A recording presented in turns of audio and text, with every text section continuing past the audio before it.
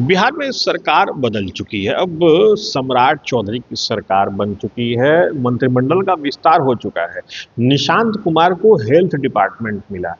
निशांत को health department क्या मिला? उसके बाद से मीम्स की बौछार होने लगी।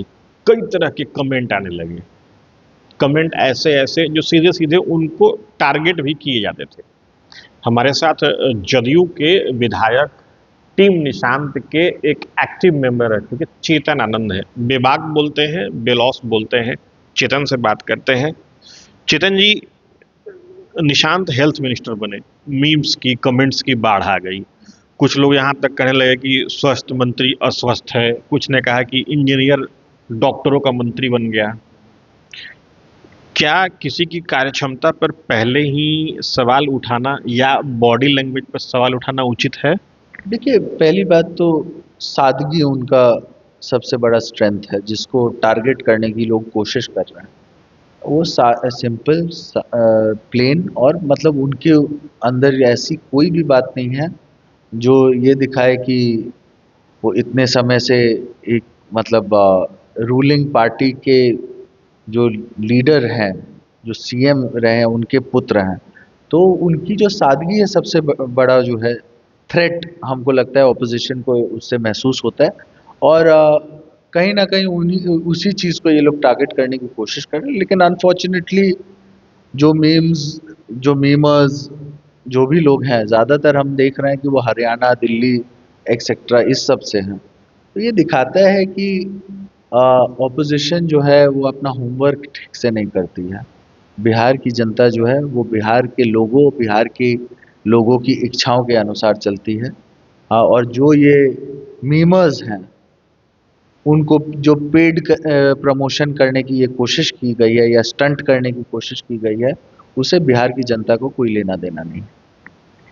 एक सवाल ये भी है कि जब सम्राट मंत्रिमंडल का विस्तार हो रहा था तो दो नाम कम से कम ऐसे सामने आए, दीपक प्रकाश और निशांत कुमार का, जिसके बाद से विपक्ष का कहना था कि जो नैरेटिव सेट किया जा रहा था परिवारवाद का, अब उस पर एनडीए क्या कहेगा?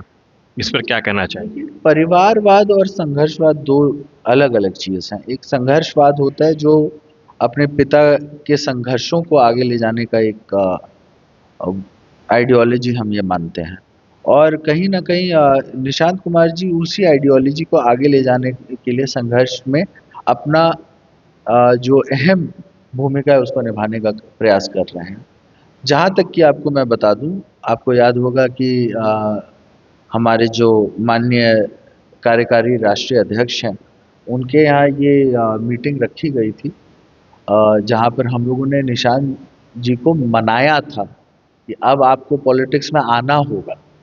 और बड़े जद्दोजहद के बाद जो है वो माने थे कि उनको पॉलिटिक्स में जो है हम लोग लेके आए थे, एमएलएज लेके आए थे, पार्टी के कार्यकर्ता लेके आए थे। और उसके बाद भी कोई पद को लेने के लिए तैयार नहीं थे। लेकिन जब वो पूर्वी चंपारण, पश्चिमी चंपारण गए थे, और वहाँ पर तमाम लोगों ने, जनता ने ये अपील की कि आपको अब पॉलिटिक्स में आना है, तब जा कर के उन्होंने जो है इस पद को ग्रहण किया है। तो ये दिखाता है कि ये अ, बाकी जो लोग कह रहे हैं उनकी तरह नहीं है कि परिवार के हर एक व्यक्ति पॉलिटिक्स में आने की इच्छा रख रहे हैं और आपस में लड़ रहे हैं। बल्कि यहाँ पर दिखाई दिखाई दे रहा है कि बिल्कुल ही अलग ट्रेंड है कि हम लोग एक व्यक्ति को लेके आए हैं जिनमें कैलिबर है, जिनमें बहुत ज़्यादा, मतलब हम ये मानते हैं स्किल है। और वो अगर आप देखिएगा भी आने वाले समय में अपने आप को प्रूव करके दिखाएंगे। एक सवाल ये भी है कि आप निशांत के साथ बहुत क्लोज रहे हैं, बहुत लंबे समय तक जुड़े रहे हैं। निशांत आध्यात्मिक हैं या एकदम निहायत ही सीधे हैं, एकदम डाई ऑनेस्ट जो बोलते हैं उस तरह के इंसान? कैसे इंसान है वो? देखिए, बिल्कुल स्ट्रेट फॉरवर्ड, कोई उनमें मेलिस नहीं है। और ये उनका सबसे बड़ा स्ट्रेंथ है। उनके मन में जो भी क्वेश्चंस हैं, चाहे मतलब हेल्थ डिपार्टमेंट को लेकर के, वो दिखाता है कि वो हेल्थ डिपार्टमेंट जो उनको जिम्मेवारी मिली है उसको बेहतर से बेहतर परफॉर्म करना चाहते हैं।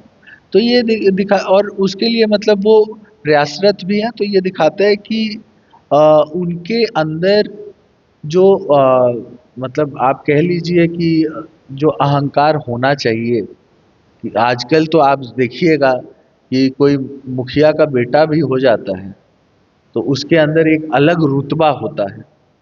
लेकिन निशांत कुमार जी जो 20 साल से, जिनके फादर बिहार के सीएम रहे, लॉन्गेस्ट रनिंग सीएम रहे, 10-10 बार उन्होंने ओथ लिया, उसके बावजूद निशांत कुमार जी को उस बात का अहंकार नहीं है कि वो किसके बेटे हैं, बल्कि उनको ये मन में रहता है कि जो उनको दायित्व मिला है अपने पिताजी के पदचिन्ह पे चलते हुए, वो बिहार को और बेहतर कैसे बनाए। ये थे हमारे साथ चेतन आनंद। उन्होंने स्पष्ट रूप से कहा कि निशांत बिल्कुल स्ट्रेट फॉरवर्ड रहते हैं और उनकी सादगी ही विपक्ष के लिए सबसे बड़ी परेशानी का सबब बन गई है। Sujit Kumar, TV 9 digital, Patna.